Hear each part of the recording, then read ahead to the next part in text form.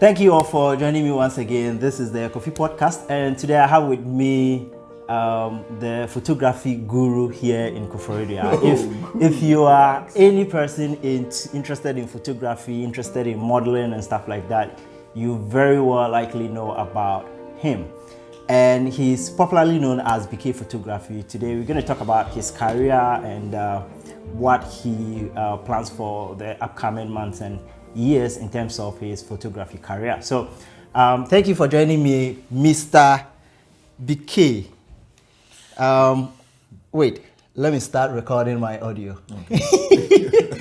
Anyway, thanks for joining me today on the KhoPhi Podcast. You're welcome. Your name is BKay. Yeah. But that's not your actual name. Is it the name of your girlfriend or something? Like, No, BKay is actually... I've known you for a while, but I've never asked what the... meaning of BKay. Yeah. So where from the name BKay? Alright, so the name BKay actually means be kind. So okay. I just took the initials of B as in BE. I just took the B and the kind, I just took the K. So every time you are saying BKay, you're actually saying be kind. Oh, okay. Yeah. Oh, that's interesting. Yeah. I never knew that. Yeah. Anyway, you have an interesting photography career here in Koforidua. Sure. Pretty much like everybody knows you, especially on campus. I doubt that. Especially on KTU campus, and a lot of when people. it comes to photography, everybody knows about BKay. Mm-hmm. So what was the process like?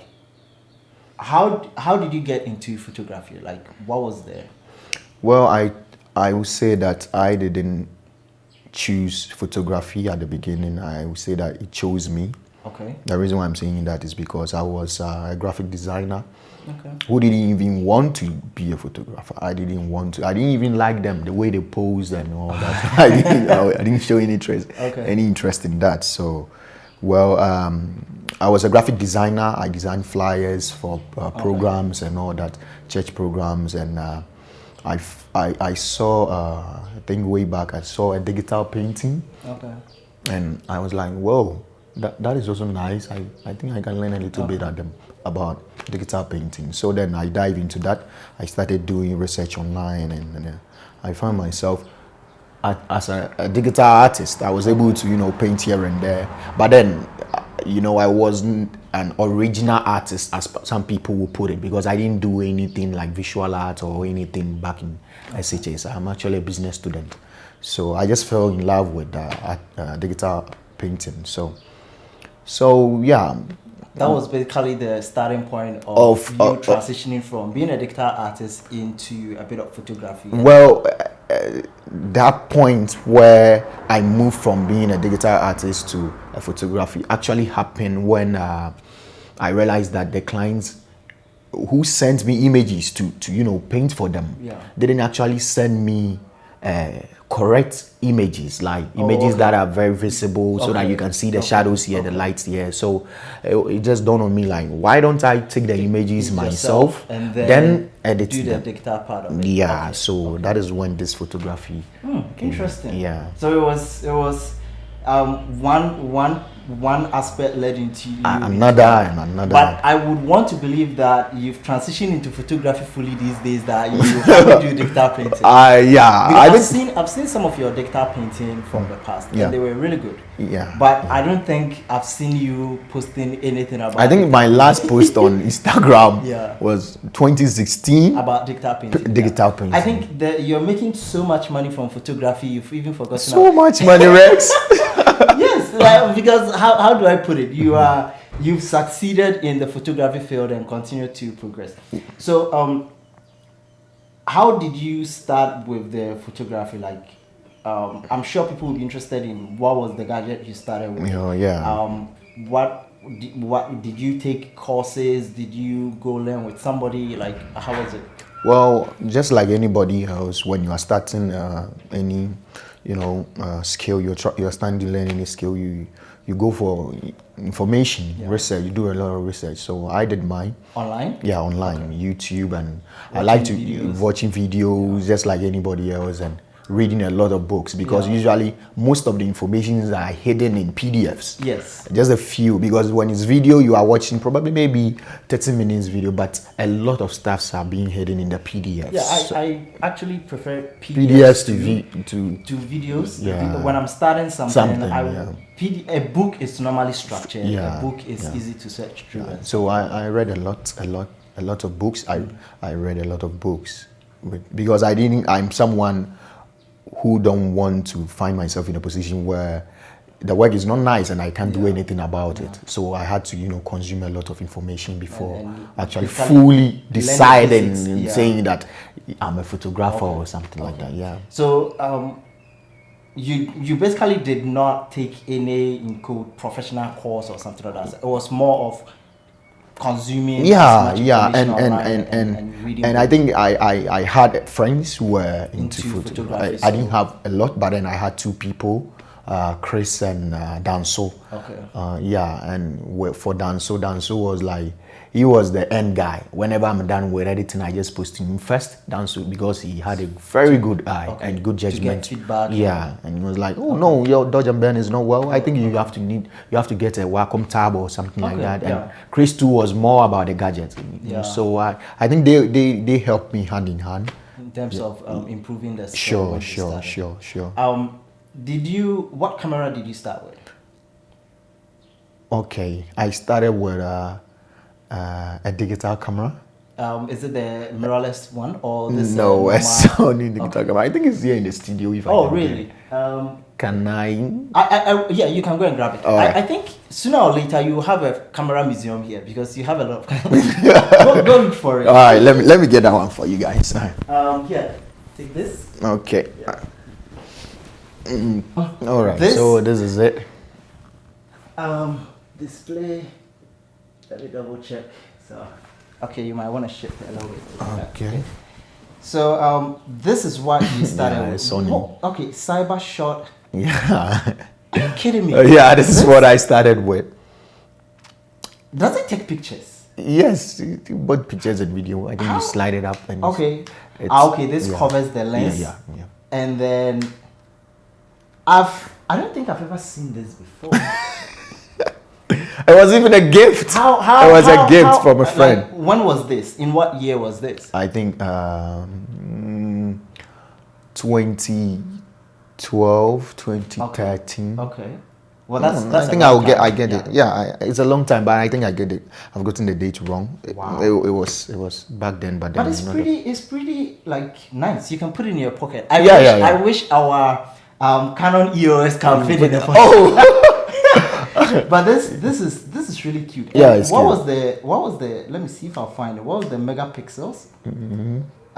Okay, so it has 3.5 to 4.6 really, and okay, it was actually 14.1 megapixels. Yeah.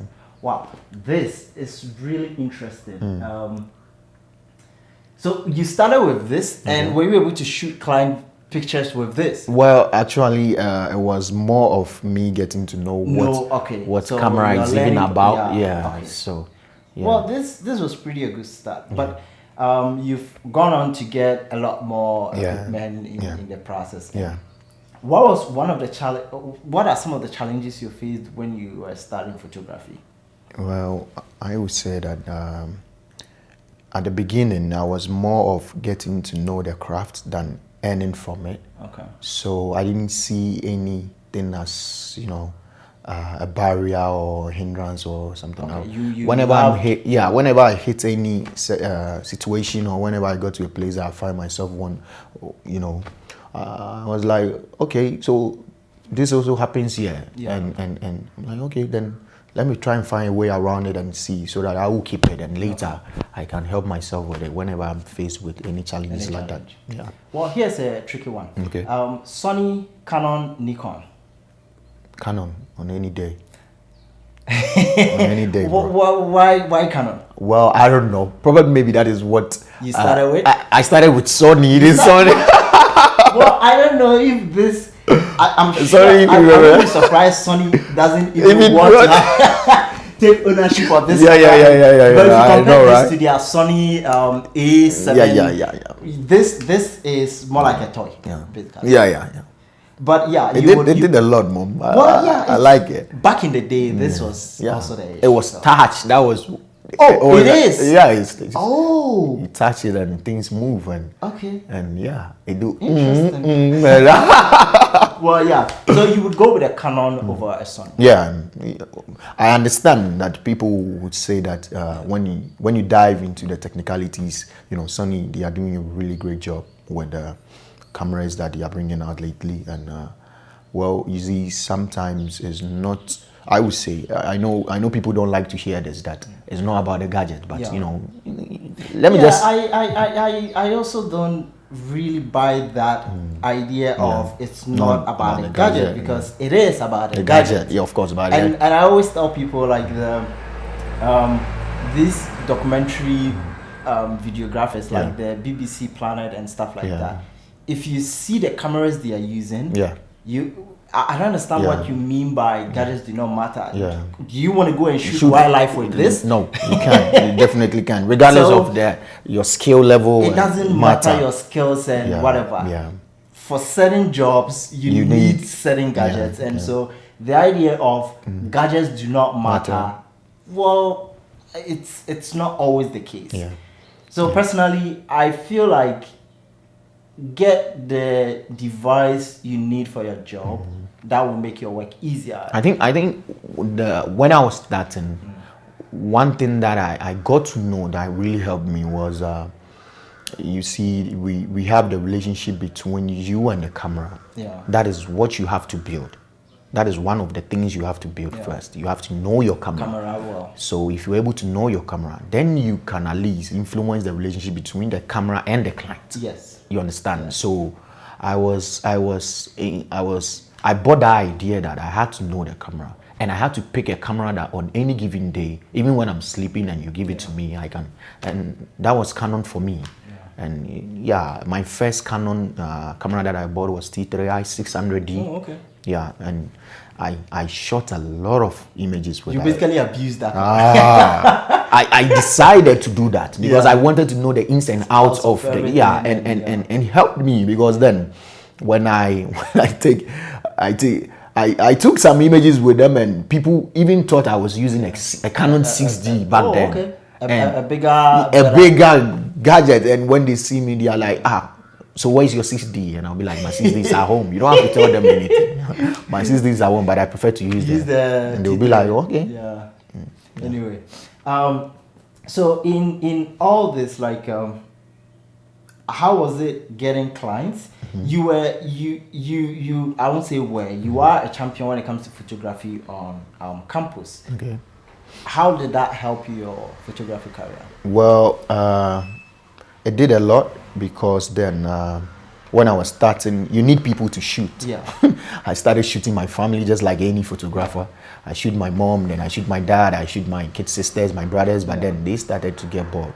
Whenever I call them, like, let's go and let me shoot, they're like, Sometimes I shoot them, I don't even give them the pictures because it's not for you to have it, just for me to, work on it. And they're like, you didn't give me the last one we took, so I'm not going. I'm sure they wanted you to print some of them. For them, and I'm like, no, I've not gotten to that side. And so then I started, shooting on campus. That was when I bought I didn't start shooting. Which campus is that? KT, right? Koforidua Technical University. Yeah. They say we shouldn't say poly again, right? Yeah, we are now a technical university. Yeah.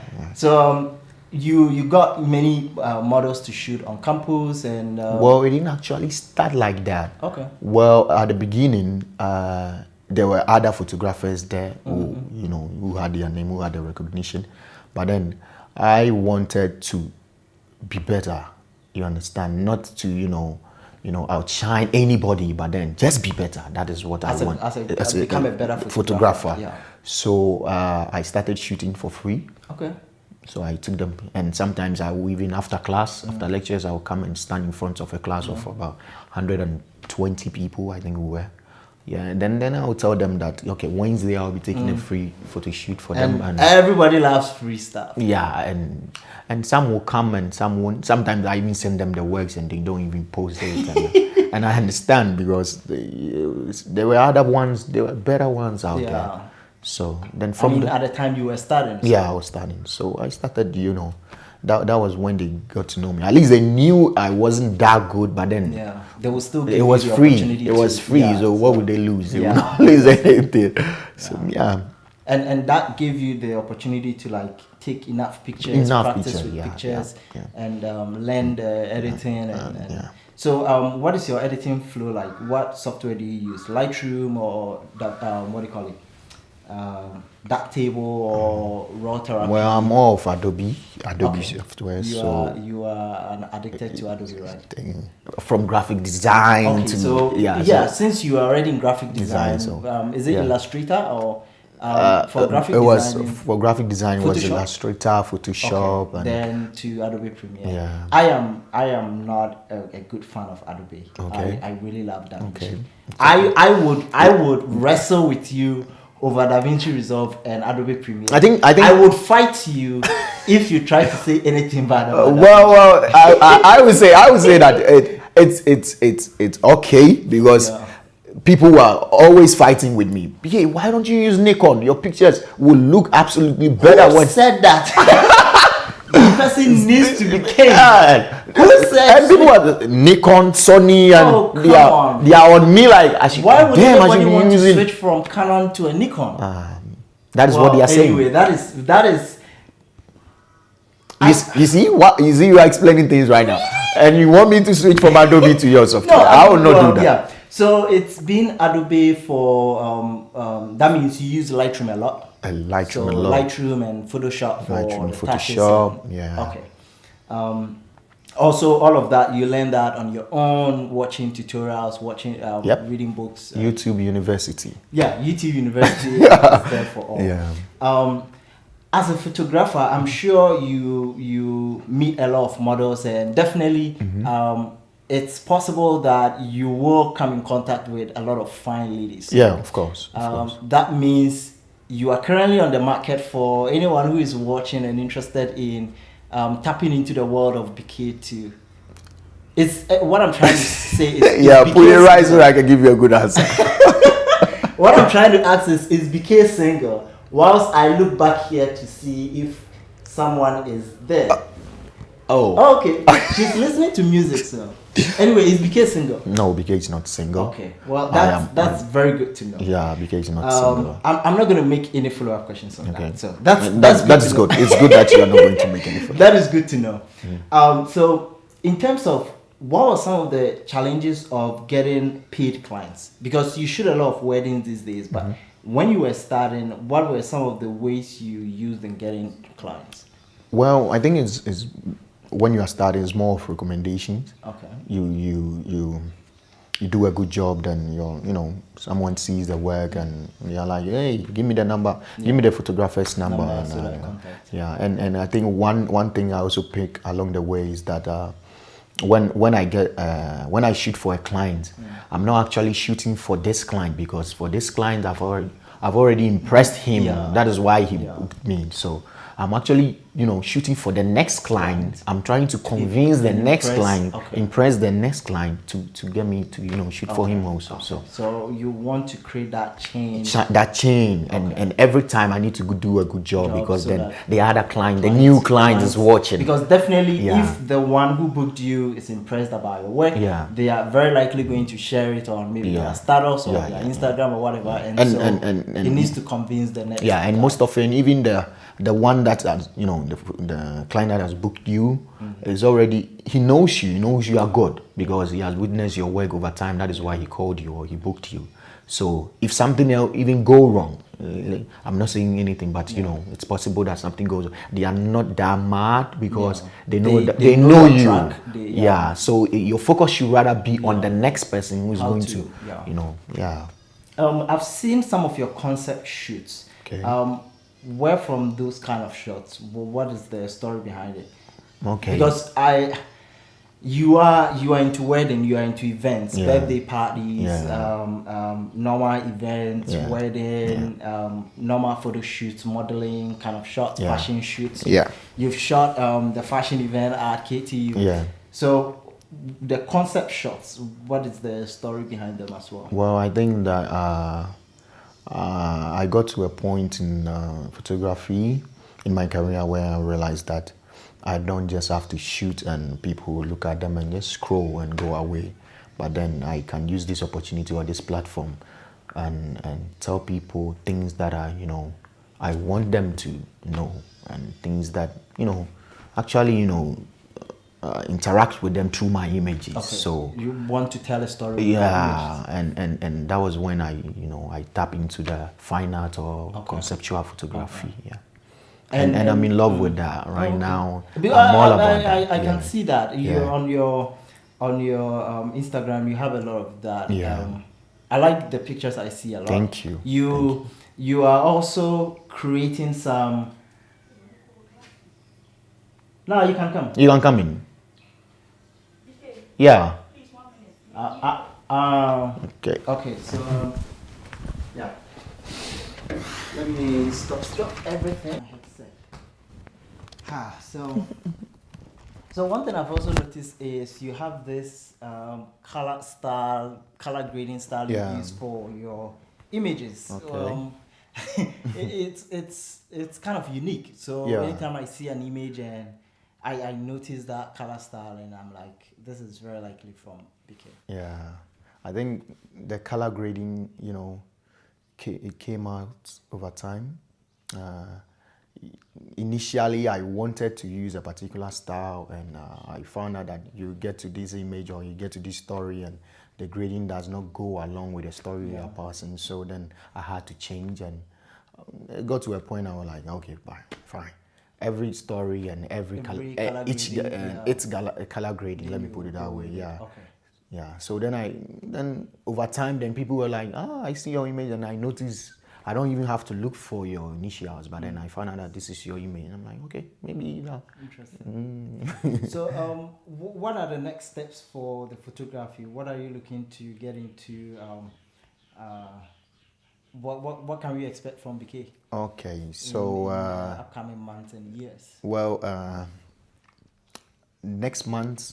Let me start from next month because we are having our first exhibition next month. Yeah, and it's going to happen right here at the studio. So that more is like a gallery exhibition. Gallery exhibition of your photos. Of my photos from the beginning, right from the first shot. My first concept was Time in Pain, which I even featured you, if you remember. I remember that. Yeah, that was Time in Pain. So right from there till now, we'll be exhibiting all the images out here for people to come and have a look at them. Yeah. Well, that's good to know. Yeah. So yeah. What if anyone wants to start photography today? What would you well, let me put it this way. If you were to start photography all over again, what are some of the things you would change? Well, what are the things you would do different? This is an interesting question. Would you have started with Nikon? No, for some reason I just like Canon. Okay. I like Canon for some reason. I don't know, but that is what I'm saying. Okay. Well, so for me, I think if I become rich enough, I would go with Sony. That is what everybody says. Yes, but because I really like. They keep on increasing their game. And if I get richer, I would go with Black Magic. Okay, all right. So let's all pray our wishes come true. Yeah. But then, what I would tell any beginner is that when you are starting, gadgets are very important. But then, when you are starting, you should focus on the craft first. You should know the basics. You should know your exposure. You should know your lighting. You can't know everything, but then you have to know the reason why you are shooting with Canon. Yeah. You understand? You can't just pick Canon because I'm sitting here and I'm saying Canon is. You need to pick whatever works with you. Yeah, and you have to know the reason why you are doing that. You have to know the reason why you are shooting at daylight. You have to know the reason why you are shooting at golden hour. You have to know all these things so that when you are there with a client, when you're on set with a client, it puts a little bit of confidence in yourself, and you see that it will reflect in the client, and you don't have to worry yourself a lot. And people. one thing that I also want beginners to understand, that you have to work on your judgment. You spend a lot. People spend a lot on their cameras. Yeah. But they don't spend money on their editing. Yes. That is Yes. if they are editing their the editing. workflows Because if your camera is so good, but then your display is like it's so bad. it's a potato. Then at the end of the day, you end up, and people will be saying that yeah, it was better when you took it. But then I had a similar issue. Oh, okay. In the past, when I go back to watch some of the videos, I'm like, you could have done better. At the time of editing, I thought the colors were good, Yeah. but my screen was deceiving me. So that is one thing I tell a lot of people that come to join me, to probably maybe train from me and all that. I tell them that you should invest in the display, because this work is about what you see. The visuals. You understand the visual. So if the gadget is so expensive, but then you are editing on a lower class, then you definitely get the garbage out. You put good garbage in. This is the only part that garbage out. That's the only garbage. Yeah. You find yourself wanting at the end. So whilst you are investing in your camera, invest in your editing, tools, and you'll be fine. You realize that at least you can't edit like the pros you see, but then you are able to get exactly what you are looking for. Let me put. I think I forgot to put this inside recording here. Okay. It's so good. This is a podcast, so I don't have to worry about all these things. Anyway, so that is definitely something I would also would have changed when I started photography. And one thing that I want to add in is you see, these people have this perception about photography that it's funny. Sometimes people, just like the way you were mentioning earlier on, that I shoot with fancy girls, and then probably maybe I might I might fall in the trap of one. But you see, a craft is just like a baby. Yeah.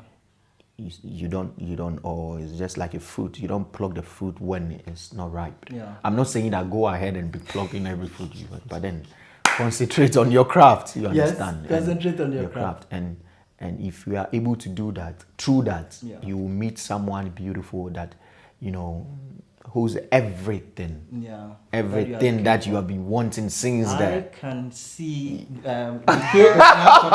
it's now subtly talking about Rex. It's now talking about somebody. Oh no. Okay. That is not what what I'm trying to tell them, that they should not focus on all those things. You understand? They should focus on the their craft, work, and it will lift them up like that. Yeah. Well, that's really good. That's really interesting. And one thing I almost forgot is your training courses. When is the next one happening? The next one is actually happening in June. In June. Okay, so May is the exhibition. June is the training. There's a quick video on the channel that you can check out for the previous training session that happened. Yeah. So I'm gonna link that in the description below for anyone who is interested in checking that out. So this is BKay, and you know what? When we started this whole thing, I didn't ask of your actual name. I don't know how many people know you. Everybody knows you by BKay. Okay. So what's your actual name? Well, you don't want to say it. Why don't we stick with Yes, BKay? let's stick with the BKay for now. Anyway, thanks for joining me in this episode of the KhoPhi Podcast. We'll definitely check in some other time to talk more about photography and any more adventures. Sure. I had a great time. Yeah. We'll get in touch. Okay, sure. This is KhoPhi Podcast, and thank you for joining me in this one. We'll definitely come your way with hopefully another exciting episode, talking to one of these gurus hidden in different places in the country. You can find a link to the previous podcast in the description below. And if you have any questions you'd like me to send over to BKay, you can do so. Also find a link to his YouTube channel. I think it's BKay Photography, right? Yeah. BKay also Photos. on YouTube, where you can watch some of his behind the scenes videos and stuff like that. So thanks for joining me in this one, and hope to talk to you in the next. Bye. Okay, so we are pretty much